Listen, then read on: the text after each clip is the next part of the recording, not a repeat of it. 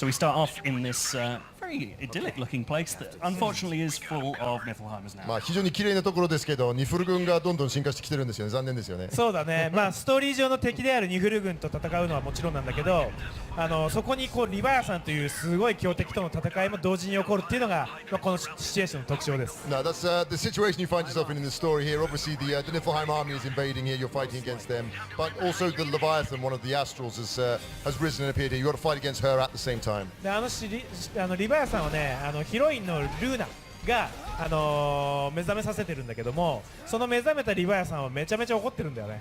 理由はちょっと言えないんだけど。And so obviously the heroine of the game, Luna, has awakened the Leviathan.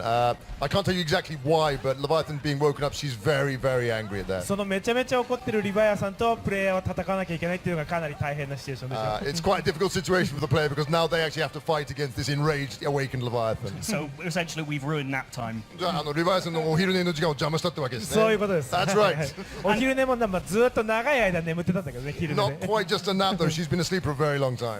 Well. And of course, with the team split up, we see Noctis fighting alone, which is something we haven't seen so much. So how does it change the game when you're playing や without は your り party? 今まであんまり見てないんですけども、チームがみんなバラバラで別コードを取ってるんで、ノクトが一人で戦ってるんですよね。それがゲームプレイにどのような影響があるんでしょうか。さっきポイントだよって言ったコンビネーションができないので、ここは本当に一人の自分のテクニック自力で切り抜けるしかない。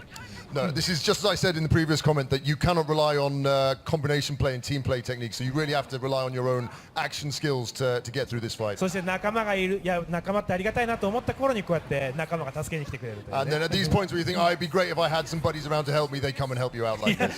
That's quite an action stunt that he's pulling off there. We've got sort of a like the Final Fantasy version of a speeder bike from Star Wars there. いやこれすごいスタントですよね。スター・ウォーズのスピードバイクのファイナルファンタジーバージョン見えるんですよ。はいはい。まあでも乗ってるのは敵軍の乗り物だけどね。Now you're riding on one of the enemy's machines here. And so this is more of a sort of QT section and like an action section, less like the standard combat we've seen. So are we talking about various sequences in the boss battles? This isn't just straightforward open world combat as we've seen so far. これは今まで見ている普通のオープンワールドのコンバットとちょっと違ってですね、そういうQT とか挟むアクションシークエンスなんですけど、これはやっぱボスバトルだからですかね。そう、リバヤさん戦はそのリバヤさんと直接戦うところに至るまでもすごくドラマチックな戦闘としてデザインされてるんで、ようやく今リバヤさんにたどり着いたんだけど、そこまでもすごく重要なシーケンスが連続してるんです。No, I mean, as you see, we've just arrived at where Leviathan is now, but the idea and the way that this was designed was to be a really dramatic sequence leading up to the actual battle with her itself. So in the trek to get there, you have to go through these really dramatic action scenes to do that. あれは俺に力を貸してくれって言ってるんだけど、とてもじゃないけどこれ戦いにならないようなサイズでしょ。I mean, he's saying, please lend me your power, but this is perhaps not utterly impossible, but it's a very, very large enemy to be fighting, I think. So it's not as much a battle as it is just trying to impress someone much more powerful than バトルというより気に入ってもらうことですかね。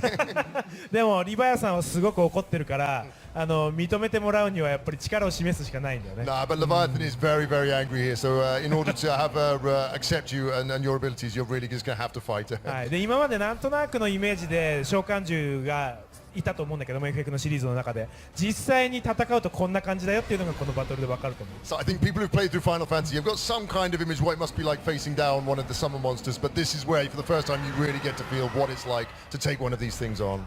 And so we kind of looking at moves that we will see our summon performing later on once we've earned the Leviathan. というそのレバイアさんがのことを認めたら召喚できるようになってから自分が使える技もここで見ることできるんですか？ああ、そうだね。はい。You'll see some, yeah. まあ自分がそれを食らう番だけど最初はね。But you're going to have to be hit by them first.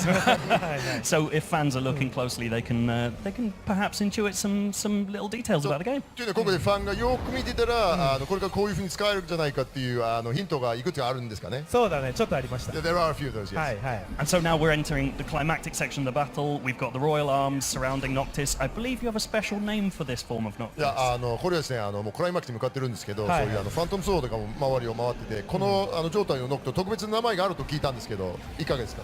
特別な名前じゃないけど、まあ我々はスーパーノクトって呼んでるだけで。It's not a particularly special name, but we call him Super Noctis here. ちょっとね、ある理由から今ノクトの力が解放されている状態だよね。I mean, there's a certain specific reason why Noctis now unlocked his full powers at this point.